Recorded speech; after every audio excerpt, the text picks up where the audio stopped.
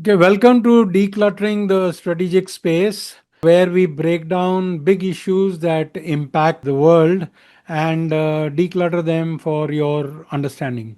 In this podcast today, we are taking up a bold, ambitious, and a controversial project, the Great Nicobar Gamble, a project that is being set up by India in the Great Nicobar Island, where we will build a transshipment hub for container transshipment from the main shipping lines into our ports.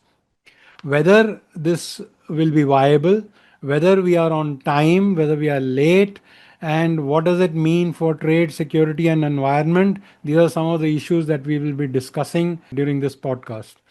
I have with me, as usual, my friend and colleague Commodore Venu Gopal, a maritime strategy expert who has been monitoring this project for some time.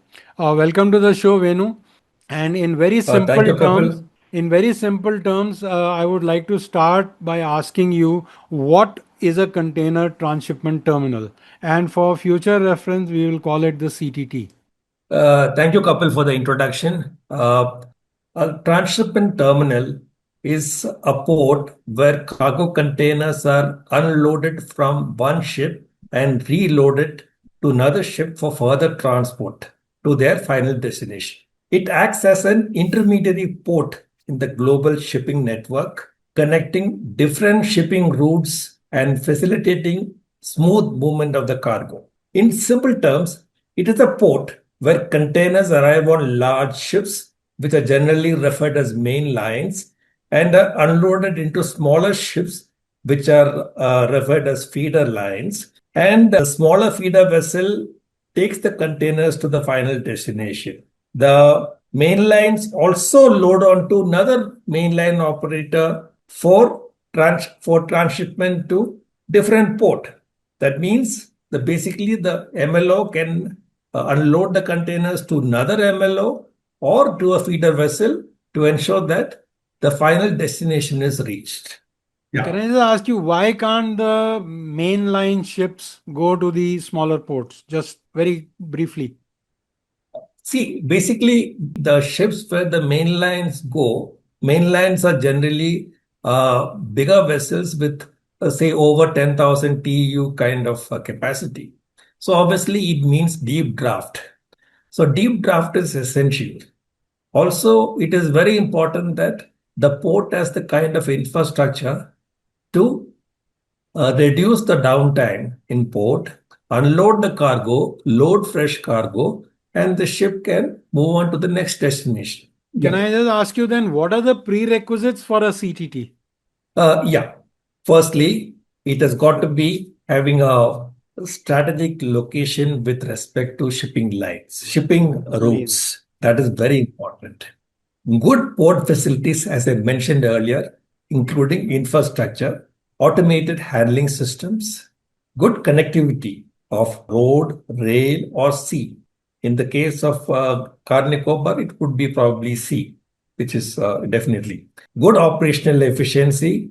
And technology plays a very important role in shipping operations now. So every move of container ships is technology driven in the sense that the port is fairly automated, which means that even the cranes are automatically controlled. Oh, The port should also have adequate warehouses because you are downloading containers from one ship and transshipping to another ship. So there could be a delay. For that delay time, they need to have space. warehouses where these containers can be stored, which obviously means that you need to have adequate number of cranes and stackers.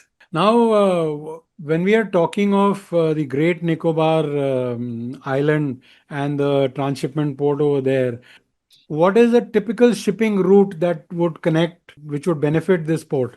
See, when you look at the Strait of Malacca, and which is basically connecting the Indian Ocean and the Pacific, it is part of the maritime Silk Road, which runs from the coast of China down to the Indian Peninsula through the Malacca Strait onto Mombasa and to the Red Sea, to the Suez, to the Mediterranean, and finally lands up in the northern Italian hub of Trieste, which is a major container hub. So basically, Malacca Strait is a crucial waterway for global transfer. And it is one of the busiest shipping lanes in the world with about 94,000 ships transiting annually. So the Car Nicobar port falls within this shipping route or slightly offset from this shipping route. The strait, as you know, connects the Indian Ocean and the Pacific, facilitating trade for major economies like China, Japan, India, and South Korea with Europe. The alternative road to Malacca is the Sunda and Lombok, but then these are very narrow straits, and big ships may not be able to transit through this route.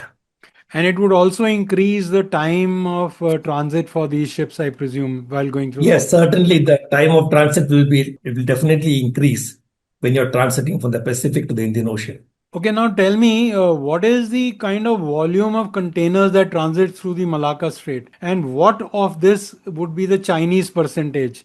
Because China is of concern to us. So, therefore, what would be the volume of Chinese shipping and container traffic that would be transiting? And would the Chinese ships prefer the port at Great Nicobar, or would they continue with Singapore and Port Klang? Yeah, I'll break down this question into many parts. Firstly, as I mentioned earlier, the shipping route through Malacca caters to almost 94,000 ships annually. The estimated 3.5 trillion worth of global trade pass through this annually. Now, the exact number of container vessels which pass through this strait, or it varies from time to time. But on average, one can say that 210 ships transit daily through this. Although it would be difficult to confirm the number of containers passing through the straits, I can safely say that two-thirds of the shipping now is container ships, which pass through this. And because containerization of cargo is now considered as the safest and most economical method of shipping. Your next question of China. Now, the Chinese ships are almost comprising of two-thirds number of ships transiting through the Malacca Strait. And these ships are bound for the European ports. Now, if you consider a ship transiting from Shanghai, the first port of call could be Singapore, where they will download containers and load fresh containers. After that, the ship could either go to Jebel Ali or even to Colombo, depending upon where the cargo is bound. Right. Now, the question is that whether Chinese ships would be able to use the facility. Chinese shipping companies are controlled by the government. The government decides where the ship will do the discharge of cargo and loading of cargo. And in any case, even Chinese ships are carrying India-bound cargo. China, by their nature of relationship with India, will try and avoid doing any kind of operation in Car Nicobar or Galathea Bay. But instead do the discharge of cargo and loading of fresh cargo at Colombo. Okay, now coming to specifically to our project, what exactly is this, the Great Nicobar project, and what does India intend to achieve by setting up this port?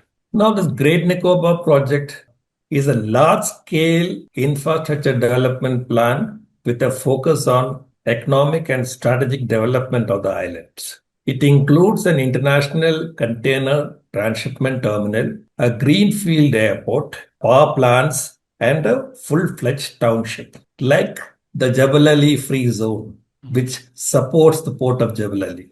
Right. Now, this project is envisaged to enhance India's maritime capabilities and trade, and also to boost tourism and economic activity in the island. The location, which is near major shipping lines, is selected basically considering that it is strategically viable for shipping to call on Car Nicobar, that is the Galathea Bay, the port there, the new developed terminal there to discharge cargo or load cargo. Concurrently, there are plans afoot to augment the maritime security facilities in the location as well. Basically, the maritime facilities are getting a boost, primarily considering the fact that the Chinese Navy's engagement in Indian Ocean is increasing by the day. But tell me, you talked about the prerequisites of a container terminal and where you spoke about the the need for high level of digitization.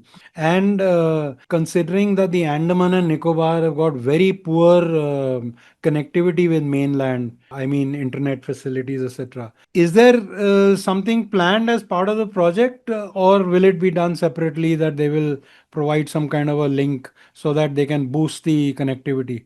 See, as per information available, the project is still at the nascent stage, and even the DPR is generally is not yet approved by the government, or in some sources say that it is approved, but there's a lot of secrecy shrouding this project from that point of view. But what essentially the government is likely to do is to develop the port infrastructure and the breakwaters. After that, the allied development in the region, in the port zone, is likely to be done by the private sector entities who are joining or collaborating for commissioning the project.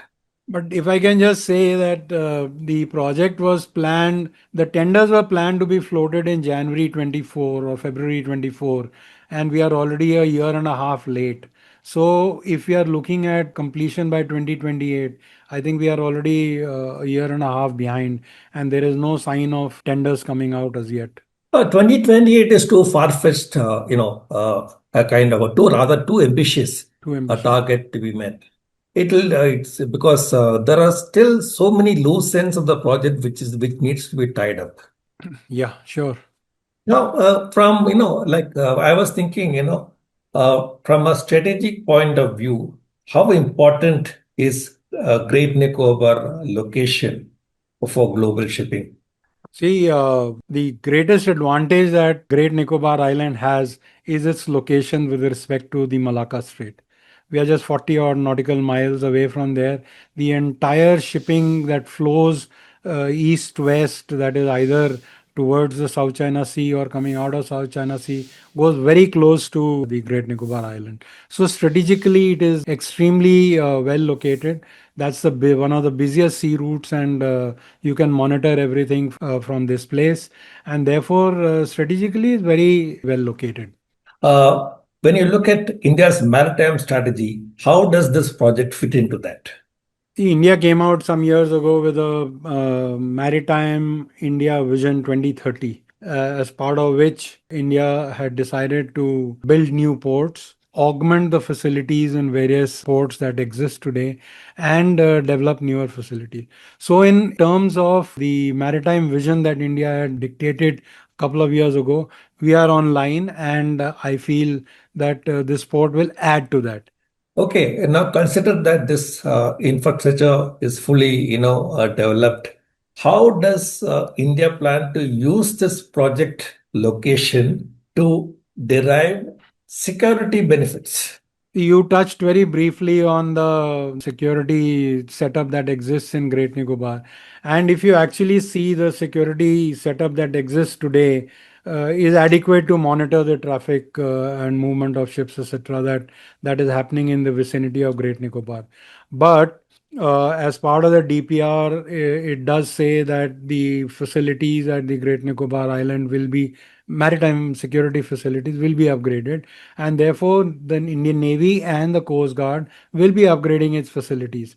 But an important point is that some years ago, the Navy had made a desire to extend the runway that exists at Great Nicobar to 4 kilometers, so to enable it to operate its P8I aircraft, stage them through this place, and deploy them further away into South China Sea. So, in those terms, I feel that the civil airport that is being planned as part of this project will help the Navy to enhance its security measures.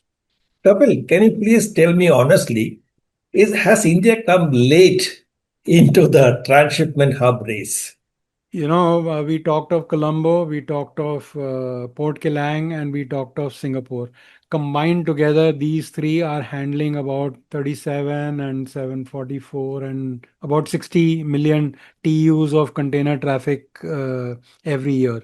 They have the capacity, and they are already expanding their facilities. Not Singapore, but Port Klang has already made a second port. It's now going to make a third port, which is in planning stage and which should be in place by 2030, almost in time, in sync with our Galathea port. So I feel that we are late in this race and we should have entered much earlier. And if I can just tell you that in 1970, it was the first time that such a project was thought of. But we were, of course, we didn't have the resources at that time. And so we did not do it. Subsequently, 3 decades later, in the late 90s, the Navy proposed that we should set up a transshipment port in the Galathea Bay, not for purposes of transshipment, but more towards security. And the side benefit would be that we would use it as a transshipment bay. Even at that stage, it was not accepted. 25 years later is when the government has now decided that in terms of security and in terms of the maritime vision, that we need this port as a transshipment port. So yes, port is required. Transshipment of Indian cargo can take place. We can also take other business, but I think we are a little late in getting off the block. So, okay, now we know that Vizhinjam has come up as a supposed to be transshipment hub. And, I wish good luck to Vizhinjam Port so that it happens that way. But considering that, even now, what is the kind of dependence that we have on, foreign transshipment hubs for as far as Indian goods are concerned? See, at the moment, other than Belgium, as you mentioned, the larger ships are not coming in anywhere. And they are still going to Colombo, to Port Klang, and to Singapore to transship our cargo. 75% of our container cargo is going to these three ports. That is Colombo, Port Klang, and Singapore. And that is almost, I think, 3 million to 3.5 million TEUs of containers that are going to these ports. In terms of financial terms, that the government says is about 200 to 220 million dollars that we are spending in these ports, or we are paying to these ports for transshipment. So that's a huge volume. 75% of our cargo, which is growing annually by 3 to 4%. It's huge, and therefore we need to. A transshipment hub would really serve us well. But whether Vizhinjam and Valarpadam, which is in Cochin Port, whether they'll be able to effectively divert the traffic and the Great Nicobar, the Galathea port will take up all the traffic, only time will tell. See, Valapadam terminal was developed with the aim of considering it as a transshipment terminal, which has failed. The reason being that the Ernakulam channel has got to be dredged annually, and the issue was who's going to do the dredging, Cochin Port Trust or the Ministry of Shipping or the Kerala Maritime. So that dispute still is not resolved. And so Vallarpadam continues to be a terminal which is a normal Only container feeders. terminal Only. instead of becoming a transshipment hub as such. So we have one, just Vizhinjam is where We have as can of now. expect And transshipment. yes. Okay, so what is the projected cost when we were talking of the Galathea Port transshipment terminal? It's called, I think, ICTP, in International Container Terminal Port. So the Galathea Bay ICTP. What is the projected cost of this entire project, and what is the expected sources of funds? See, what I see is that government has factored in the construction of the port, the breakwater, and the port infrastructure, which is pegged at about rupees 81,000 crore, which was initially lesser. It keeps getting revised every year. So one can safely say that today it could be between 75,000 to 1 lakh crore rupees. But this is again only restricted to the port and the associated infrastructure. However, the port has needs to have a township with all facilities like hotels, hospitals, schools, accommodation, power generation capacity, good communication, telecommunication facilities. All that is going to be extra cost, and this is where private sector may have to pitch in, or the tenders will go to private sector for taking up, this kind of investment. See, the standing example is Jebel Ali Port. Jebel Ali Port is linked to Jebel Ali Free Zone. That entire ecosystem caters for the shipping community as such, the shipping industry as such. Everything is self-contained, and there's effective synergy between the two. So these are the things which are important when you look at the costs are concerned. It is just not the cost of the port or the port infrastructure. But tell me, will it be possible to raise such kind of money, and where will all this money come from? It's a huge amount of money that is required. It has got to have private sector participation as well. Yeah, because he's servicing the loan is very important, and if you're talking of one lakh crore, it would have 2.5 3,000 crores of or even more of just the loan servicing, and so therefore the port has to earn over and above all that to do it. See, currently, when you look at the return of investment, if that is what you're referring to, Mm. many factors are to be considered. Firstly, the cost of construction of the port and the allied facilities, this capital cost is going to be huge. And the cost of construction in a remote island like the Nicobar is going to be 2.5 to 3 times more than the mainland. Mainland. All this means extra money. Now, the prevailing market rate for containers cargo today is about US dollar 35 per container. Even if the project handles about 4 million containers, the revenue is unlikely to cover even the interest payment, which means that the investment in support facilities, systems, bunkering, all these have got to generate extra money towards a project. And we have to also note in this case that the average port call cost per vessel of a 3,000 TEU capacity in India is about 32,000 US dollars. Yeah. Are we going to attract shipping to come to uh, the Galathea Bay port, replacing those established ports with our port? For that, it involves a whole lot of rethinking in our business model. Yeah, sure. So as you've just seen, the Great Nicobar project, the famous transshipment port being set up in the Great Nicobar Island, is part bold vision, partly a logistical challenge, and partly a geopolitical move. We have discussed in this episode a few issues relating to this project, that is, the project per se, its operations, its finances, and some basic issues to understand the subject. We will end this part of our episode here as we have several other issues to discuss, like the issues related to viability, issues related to security, and most importantly, the environment. Thanks for joining us on Decluttering the Strategic Space. If you liked our podcast, do press the like button, share it with your friends, and subscribe to our channel. Until next time, stay curious.